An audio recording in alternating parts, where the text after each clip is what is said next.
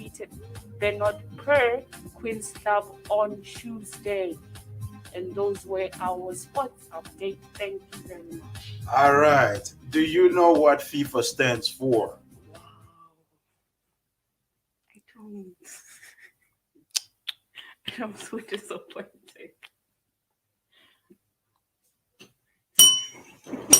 Even the bell is disappointed. Okay.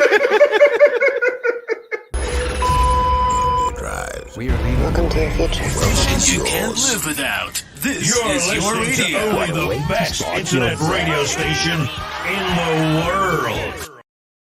I am an in-school participant at Stepping Stone. Great. I was doing a scholarship program, Okay. and yeah, I'm actually doing my Form 3 Where? at E2 CJSS. Wow, you should have come to the TDA. The dog could be it's go radio, it's go building computer, and it's go mechanics program. We do coding, man. We do like the Walt Disney stuff, like with draw, animate, Yeah. graphic novels. You know about that? Yeah, it's kind of like the Harvard of Mutual. It's the Harvard of Machuda, God. I'm telling you, oh, bad. Welcome to your future. Stations you can't live without. This You're is your listening to radio.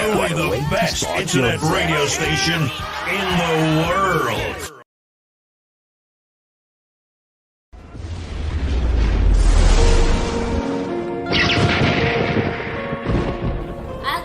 I think I got the role because of my martial arts. I knew karate, went to karate school, and I tried to fit in so that I can do more exercises and be able to get that.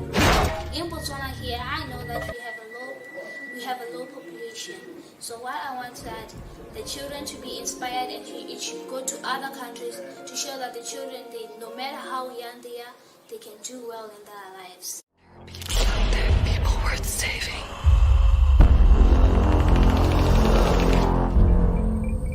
They're not the kind of people worth saving. Like in Botswana, we watch India's TV, we always see Studio Universal movies. I want our movies to also be shown on Studio Universal and be proud of ourselves as Botswana. A hunt to kill.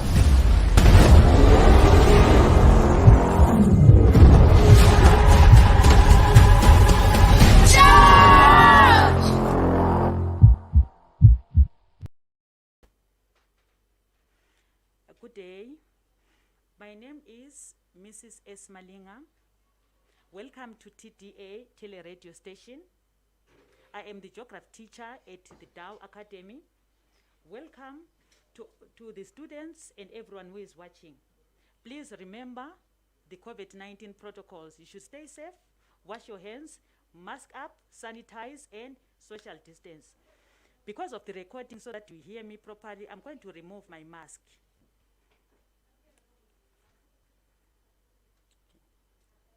We are looking at geography today, the topic population. We will look at population density, population distribution, overpopulation, underpopulation, and we are going to look at some case studies as well.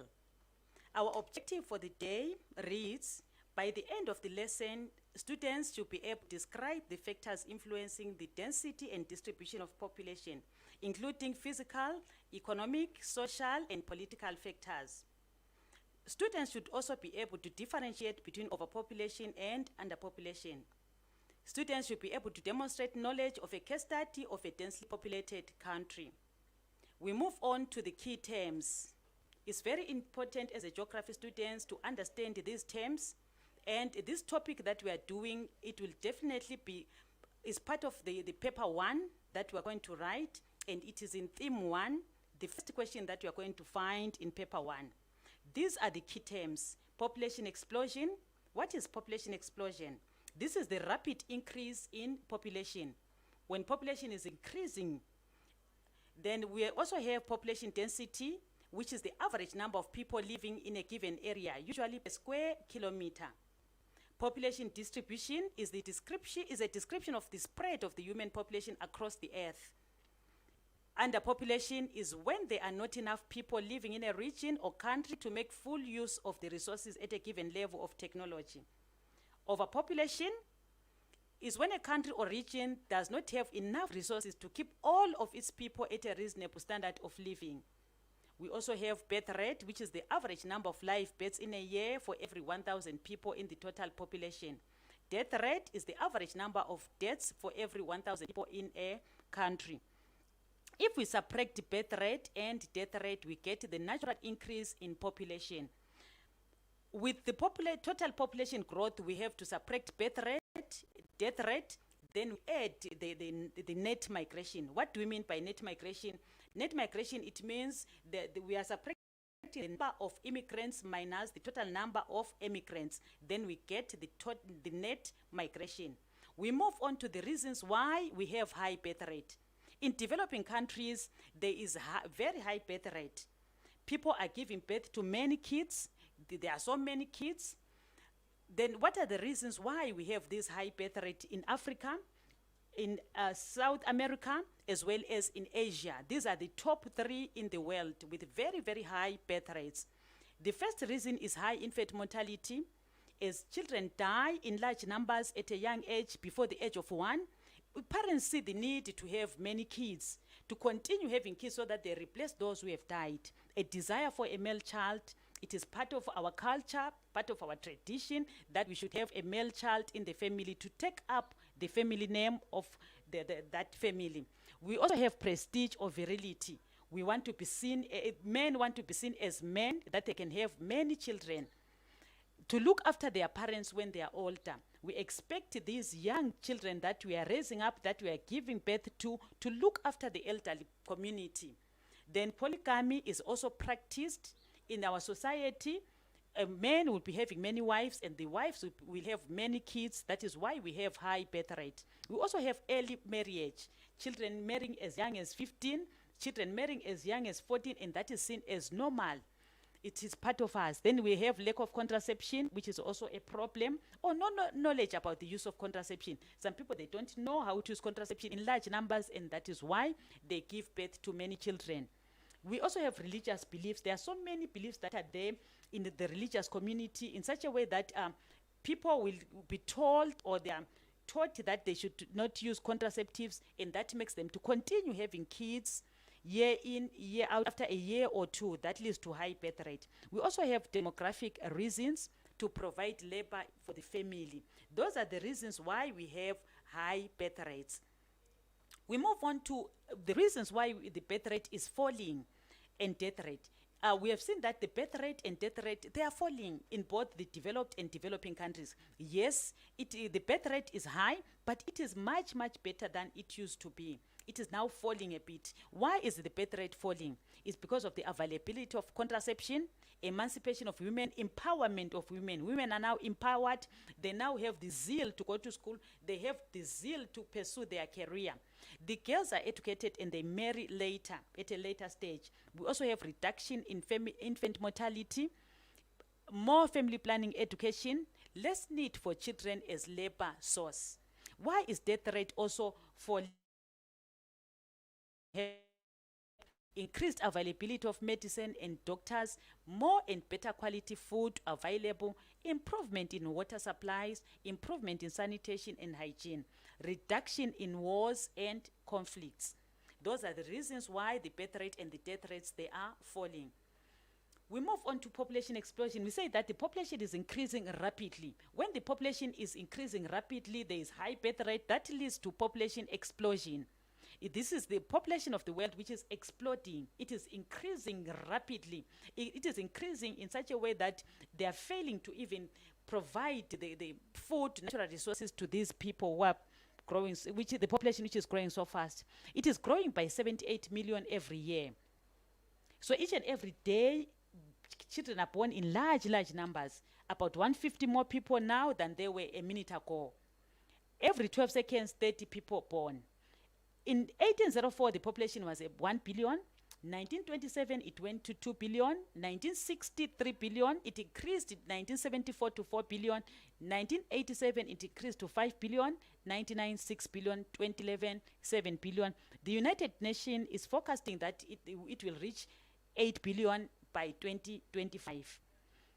It might not reach the 8 billion because of so many things that are happening around, like the pandemics and so many other factors that might not make it not to reach the 8 billion that we are forecasting.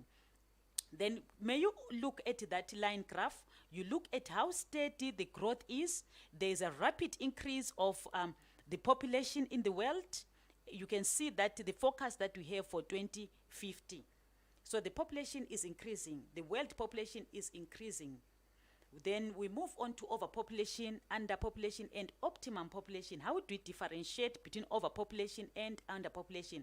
Right now, we are looking at the population in relation to the resources available, natural resources. When we talk about the natural resources, we are talking about water. We are talking about the things that people, they need mostly. Do we have enough resources for the people, or the resources are not there, but and there are too many people? Overpopulation and underpopulation, they are relative terms. They express population in relation to resources in a country or region at a given level of technology. A resource-rich, high-income country with sophisticated technology could be underpopulated, but an LIC with few natural resources with infertile soils may be overpopulated. Then we have examples of overpopulated countries. We have Singapore, we have China, we have Bangladesh. These are overpopulated countries. They've got too many people, and the resources are not even enough to take care or to feed the people who are there. The one-child policy confirms the Chinese government view. Bangladesh has one of the highest population densities in the world and struggles to provide for many in its population. We have underpopulated countries. These ones have got a lot of resources, but people are few to exploit those resources. We have Australia, Malaysia, with a population of 15 million in 1982. They came up with measures to increase population, aiming at 70 million. So you can see the balance that is there between overpopulation and underpopulation. Then in between this overpopulation and underpopulation, we have optimum population, which is a balance between the population as well as the available resources. Then we move on to the consequences of overpopulation and underpopulation. There are so many consequences, the results of overpopulation and underpopulation. The problems that are created by having too many people or having very few people in the community. We've got overpopulation, is not enough housing. People don't have houses. People don't have accommodation. They end up staying in squatter camps. They end up staying in under bridges, no accommodation. Water and air pollution is also a problem in overpopulated areas. Shortage of food and water. High crime rates, not enough healthcare and education, lack of employment, poverty. Then with underpopulated countries, we have got shortage of workers. They end up applying or attracting the expatriates to come and work in their country. Low level of production, resources are underused, high taxes, lack of government incomes, small market for goods and services, low value of exports. We are now going to look at population distribution. This is the population distribution. It means where people live. It means the pattern of where people live. That is how population is spread, maybe in a country or wherever. It describes the way in which people are spread out across the Earth's surface. The distribution is uneven and changes over periods of time. People might be concentrated at a certain area because of something that is attracting them to live there. For example, we have got mining towns. People might be attracted because there is a mine there and they would need employment, then they go and settle there. That is the population distribution. When we talk about population distribution, there are some terms that are common, the terms that we should use. We should use densely populated, we should use sparsely populated, we should also use the cardinal points. We should be able to say most people are concentrated in the north of the country, less people are in the south or the west or the east. So we use the cardinal points in order to describe the population distribution, and also to use the words densely populated and underpopulated. We are going to look at the dot map showing the world population distribution. With these world maps showing the population distribution, we use some dots. A dot representing 100,000 people, a dot representing whichever number of people. Then, as you can see there in that world map, you can see that most people, they are concentrated in the coastal area because of employment opportunities there, because of trade. They can trade with other countries. There are some ports there, and it can make people to buy and sell and also to engage in businesses. That is the population distribution of the world. We can see that the main people in Asia, Africa, and South America. And very few people in some areas where it's just too cold for comfort. People can't even live there. And so many other things. Maybe there is so many rugged mountains which make people not to be able to stay in such areas. We move on to the next one, population density. When we talk about population density, we are describing the average number of people living in a given area. We use square kilometer, this number of people per square kilometer. How do we calculate population density? We calculate it by dividing total population by the area of land. For example, for the world, we have 7.5 billion, the total area being 149 million, the population density of the world being 50.8 per square kilometer. In some areas, lots of people live close together in large urban areas, towns and cities. In rural areas, people might be clustered together because of a certain service available. Like what you said with the mining towns, there is something that is attracting people. Let's look at the world population density from that table that is presented there. We have got the world, which is 49 people per square kilometer. More developed countries, they've got 27 people per square kilometer. Less developed countries, they've got 65 per square kilometer. Africa, 31. You can see that less developed countries, they've got more people, they've got more population density than even the developed countries. We move on to the countries which are ranked by population density in 2017. The number one in the rank, the whole world, is Monaco, which has got the population per square kilometer 19,471 people per square kilometer. Singapore is also densely populated. Bangladesh is densely populated as well. As you can see from those figures, they are densely populated. And there are some problems that come up because of high density in an area. Then we also have some places with the highest population density versus the lowest population density. We have Macau, which is a region in China, which has the highest population density in the world as a region. It has got, the population density is 21,224 people per square kilometer. Antarctica also has got the lowest population density in the world, which is about 0.00007 people per square kilometer. North America, densely populated. We have got over 90% of the world's population which lives in the northern hemisphere, where there is more land. Over half of the world's land surface has no one living on it. In contrast, Macau has more than 18,500 people living in 1 square kilometer. May we look at that densely populated area? You can see that there are many people there, too many people per square kilometer. There is traffic congestion. There are just houses on top of each other, which are not built the right way. There are just too many people and a lot of confusion there, as we can see from that diagram. That shows a densely populated area. It's a densely populated area. Then we move on to the sparsely populated areas. What causes them to be sparsely populated? It might be there is a desert there and people cannot stay. It's too hot and dry for people. The soils are too dry, sandy and rocky for crops, poor water supply. It is located in developing countries with little money for transport, services, housing, industrial development. We also have Himalayas mountains. There are very few people there because it's too cold. They're rugged mountains. They can't even build on there. We also have Amazon rainforest, where it is there's a lot of tsetse flies. People can't cycle there. Northern Canada is too cold. People don't want to cycle there. Densely populated areas, they are Western Europe and Japan.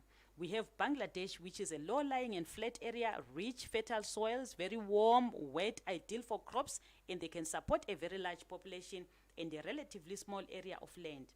There is very good water supply in Bangladesh. That is why so many people flock with them. That is why we've got high population density, because of the fertile soils as well. Let us look at this population per square kilometer. We have a sparsely populated area and a densely populated area. On a sparsely populated area, you can see 2 people per square kilometer. It's sparsely populated. There are few people per square kilometer. On the densely populated area, we've got many people, around 11 per square kilometer, even up to 50, many people per square kilometer, more than those numbers which are there, thousands and thousands per square kilometer.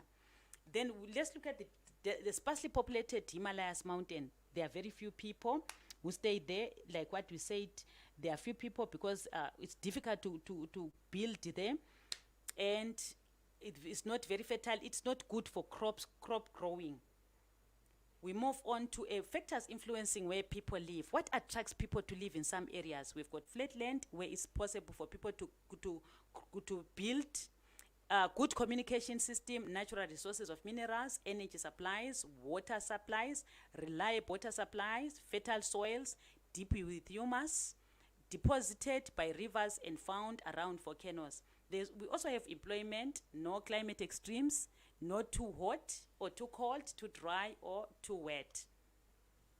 Then we also have why do people live in some areas? Why do people live in some areas? Some people live in some areas because it's steep relief or rugged mountains, arid climate, extremely cold.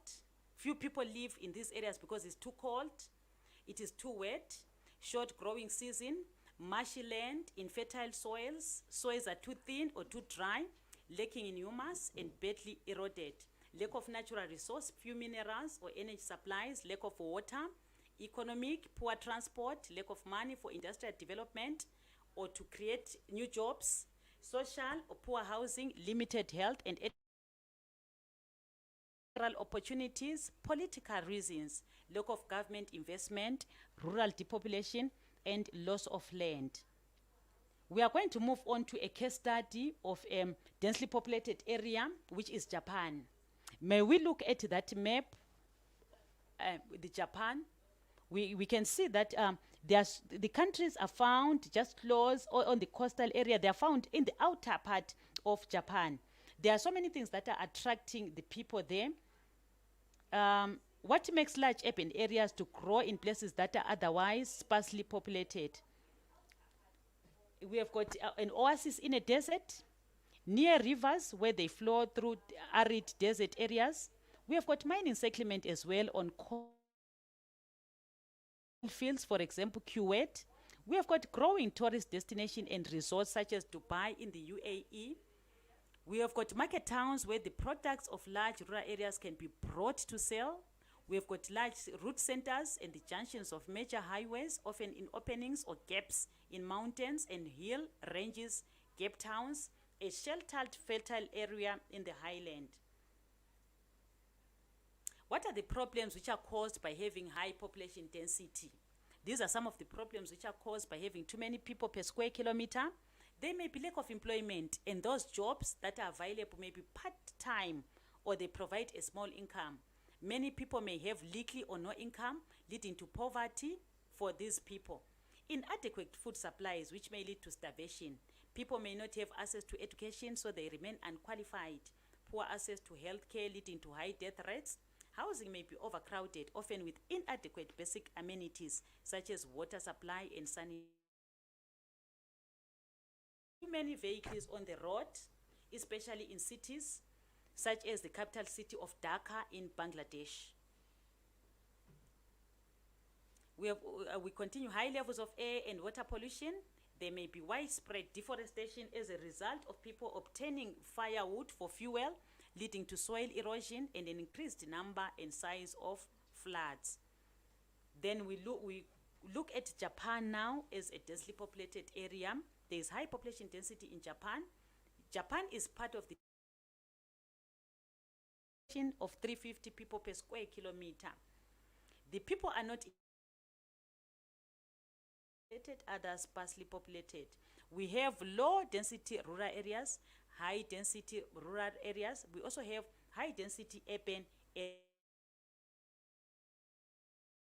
Look at the low density rural areas. What is it that makes the place not to have many people? What is it that is repelling people from these rural areas? Over 2/3 of Japan is mountainous with high land and steep slopes. These areas include central because there is not enough and acidic and infertile. Many areas are isolated and remote as the winding roads are poor and they are few, if any. There is little work except forestry, as there are few natural resources. The climate is often extreme with long cold winters and heavy rain and snow. We have high density in rural areas. In some rural areas, there are many people who are there, found there per square kilometer. Outside the urban areas, on a flat valley floors and gently sloping lower slopes of Honshu and Kyushu Islands, many people live in villages or small towns, between which there are many farms. Some people are farmers, but others commute daily to the large cities where they work. The crops can easily be grown on the fertile soils of the flat or gently sloping land. It is easy to use farm machinery on flat land. The warm temperate climate means a variety of crops can be grown. Good roads and railways make it possible to live in a countryside and work in these roads. We have high density in urban areas. The towns and cities, they stretch along the coast, particularly on Honshu Island. Almost a half of Japan's population live in areas around Tokyo, Nagora, and Osaka. These areas are densely populated because they are on a flat land, and it is easy to build on a flat land, like what you said. There are towns and cities, they attract many people because people need money. They come and work in towns and cities. There are some factories that are found there, offices, and other commercial buildings. The road and rail network is good as well as having an airport, which makes it easy for people to move from one place to another. On the coast, there are many ports and harbors, which have led to import of raw material, the export of manufactured goods, the development of fishing industry. Then we move on to a sparsely populated area. It's very necessary for us to have case study for each and every topic that we do in geography. We are going to look at Mongolia. Mongolia is situated in the center of the continent of Asia. It has got, the population density in Mongolia is 1.94 people per square kilometer. The country has large mineral resources which could be developed to support a larger population. It has an extreme continental climate and it is remote. It has no access to the sea. The relief mainly consists of high plateau ranging from 900 to 1,500 meters in height, with vast areas of semi-desert and desert plain. There are very few people in Mongolia in such a way that even the animals which are there, they outnumber the people who are there. The sheep, they are saying they are 13 times more than the people there. Even the horses, they are more than the people who are in Mongolia. It is sparsely populated. We are going to take a break. Thank you. Please meet us after the break. And don't forget to stay safe, wash your hands, mask up, sanitize, and social distance.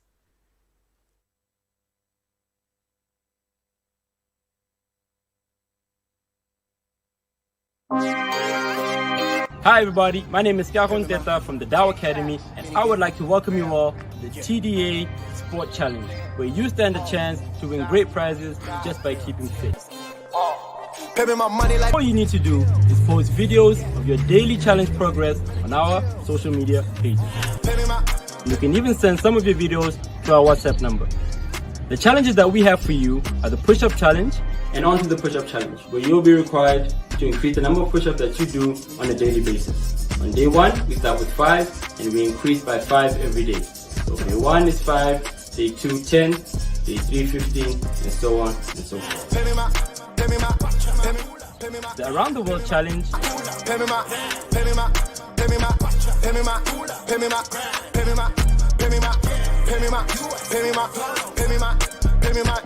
and the Keep You Happy Challenge. We are at the Dow Academy secondary campus. For this challenge, you'll need a ball, and the whole aim of the challenge is to juggle the ball in the air without it touching the ground, using any part of your body except for your hands. It should look something like this. Today you did 10, tomorrow try and beat it. Try and do 15, try and do 20, try and do as much as you can for the end of the challenge. Now our prizes include a one-term free admission to the Dow Academy Tech Series, 50 Pula airtime, as well as TDA merchandise. So come on everybody, let's get outside, let's get fit, and good luck to all those participating.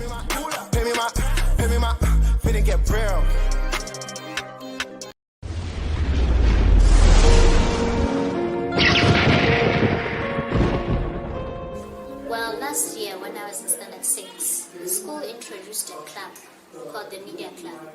I decided to join it, then I got accepted. And that's how we came to make the future of this land.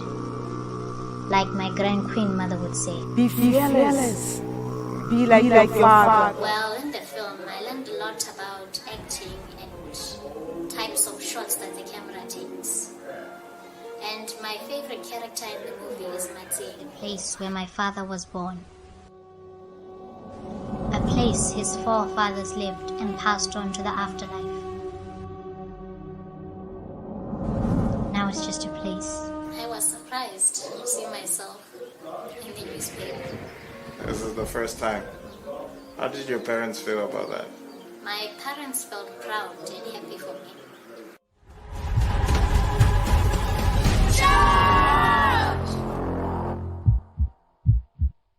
I am an in-school participant at Stepping Stones. Great. I was doing a scholarship program. Okay.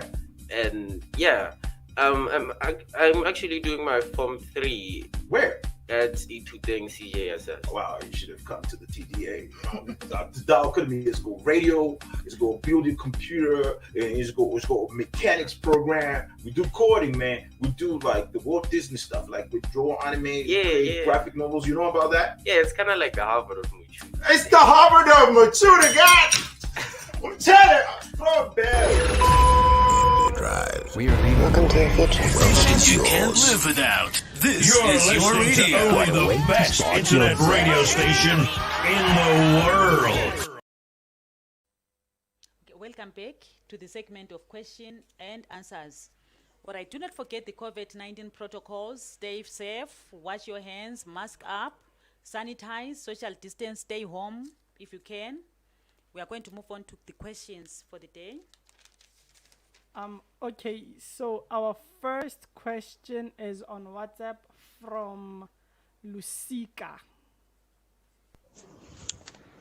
How can infant mortality rate increase the birth rate of a country? How can infant mortality rate increase the birth rate of a country? Thank you. That is a good question. We are going to look at that question. Of the country, yes. Infant mortality rate increases the birth rate of a country because as many children die, the parents, they see that these kids are dying. They will make a plan of having even more kids in order to replace those who have died. They will make a plan so that they can have kids, at least a child who will be alive after others have died, not to lose all the children. So they would rather have many children being born than to lose all the children, that they have 1 or 2 kids that they would have had. So they would rather have 10 kids or 7 or 8. That is the answer. Thank you. And our second question is from Cindy. Also on WhatsApp. Okay. What are the problems of living in an overpopulated country or densely populated? Okay, thank you. Thank you for the question. That is a very good question again. What are the problems which are caused by living in densely populated areas? The problems are overcrowding, no privacy. Just think of it when people, they stay in one room. Maybe some people, when they are working, other security guards, during the day they'll be working, during the night they are working, others they sleep in that room, then they exchange. There is no privacy at all. Too many people living in one place, that leads to rapid spread of diseases, that leads to lack of necessities of life. There are so many problems which are caused, even traffic congestion on the road, no peace at all, raids all over, poor sanitation. The resources are not even enough for the available people. That is the answer. Thank you very much. Thank you, ma'am. So we also have questions from Facebook. We'll start off with this one from Karabo, who says, what is meant by, from Peño. What is meant by natural increase in population? Thank you very much. What is meant by natural increase in population? This is the increase that is there, is when the population is increasing. It might be doubling, it might be, there is a more birth rate than death rate. There are more people being born than those who die. then there is a natural increase in population. When it is decreased, when the death rate is more than the birth rate. That is where there is a decrease. The increase is when population is adding up. Year in, day out, population keeps on increasing, adding up every day. Thank you very much. Unless you have others on Facebook, is from Puna. What was the effect of HIV on the global population? Thank you. What a good question.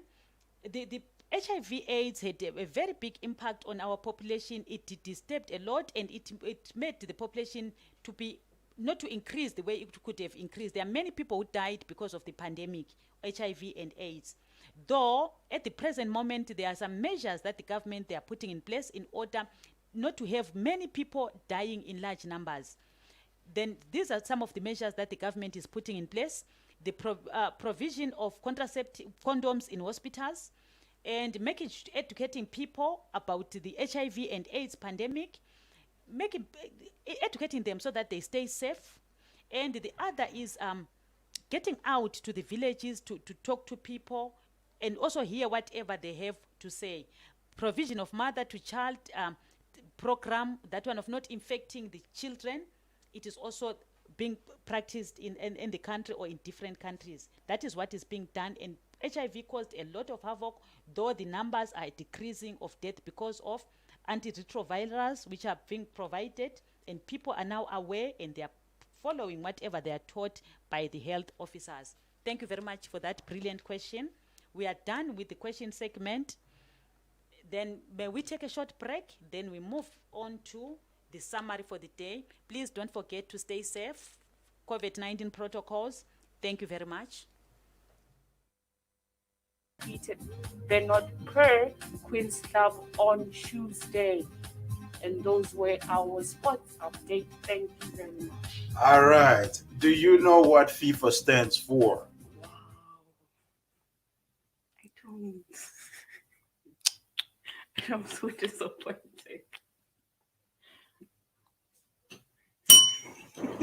Even the bell is disappointed. We are leaving. Welcome to your future. Stations you can't live without. This is your...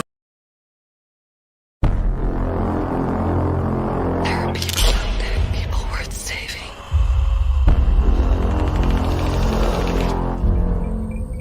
They're not the kind of people worth saving. A hunt to kill.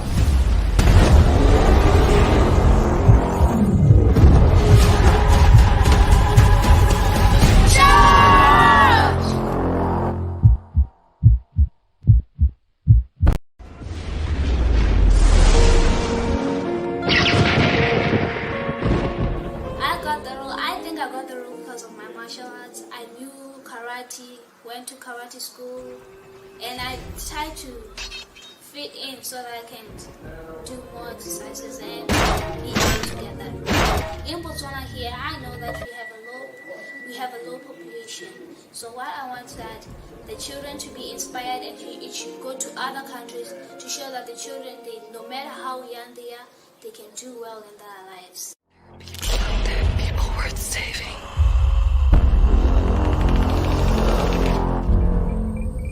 They're not the kind of people worth saving.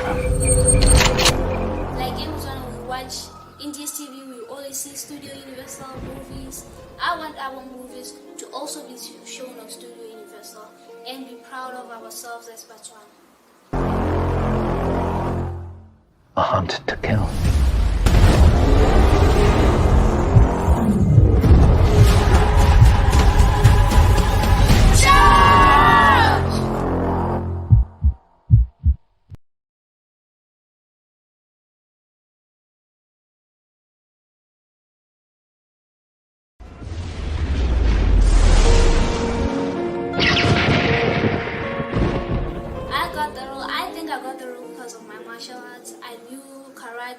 Went to karate school, and I tried to fit in so that I can do more exercises and be able to get that.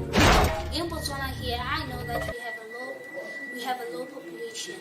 So what I want is that the children to be inspired, and it should go to other countries to show that the children, no matter how young they are, they can do well in their lives. People worth saving.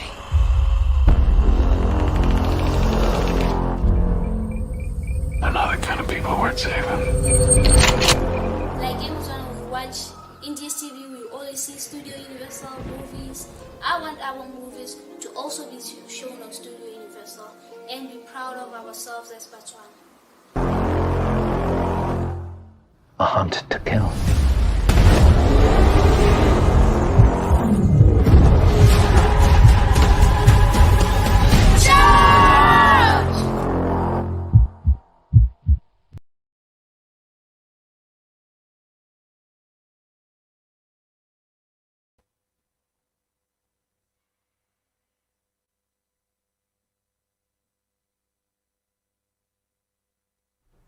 Welcome back. We are now going to summarize what influences population distribution. These are the points that we have written on the board.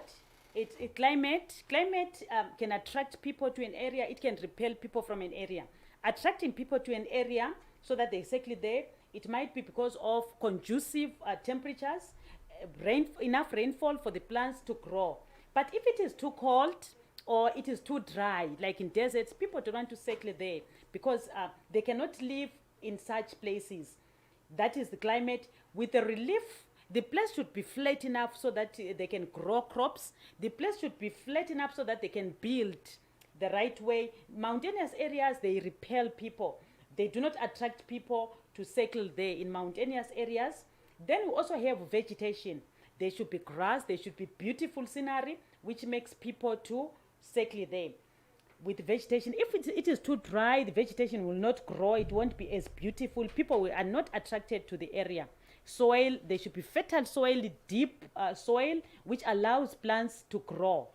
If the soil is too dry, too thin, it makes people, repels people from an area. They are not attracted to the area. Natural resources, they attract people to an area. For example, we've got Silibe Pikwe. People were attracted there because of the mining town. People are attracted because of employment. They'll be able to get to be employed there. But if a place doesn't have natural resources, people are most likely not going to live there. We are also going to look at the difference between birth rate and death rate. This is a very common question that comes in the exam. They might ask you that for South Africa, for example, the birth rate is 19.3, the death rate is 10.2. What is the death rate in South Africa? So you should be able to tell that South Africa, the death rate, whichever year is given, is 10.2 per 1,000. Do not leave out per 1,000 per year. It is very important to put the year, to say per year. Then if we are asked to calculate the natural increase in population, you subtract the birth rate minus the death rate. This shows us that this is a country which has got an increase in population. But if the death rate is more than the birth rate, the population is decreasing.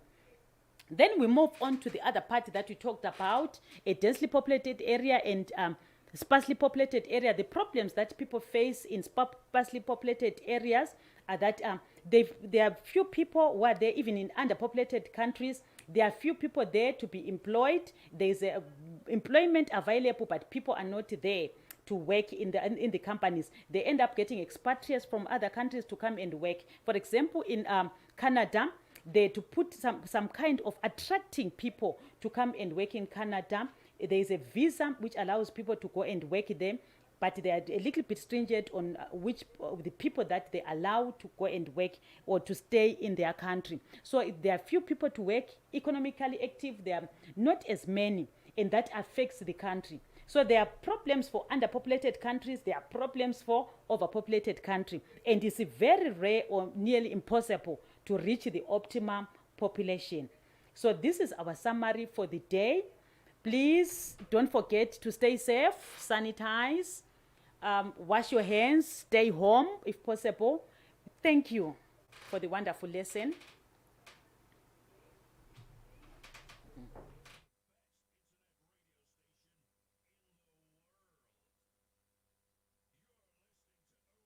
best internet radio station in the world. You're listening to only the best internet radio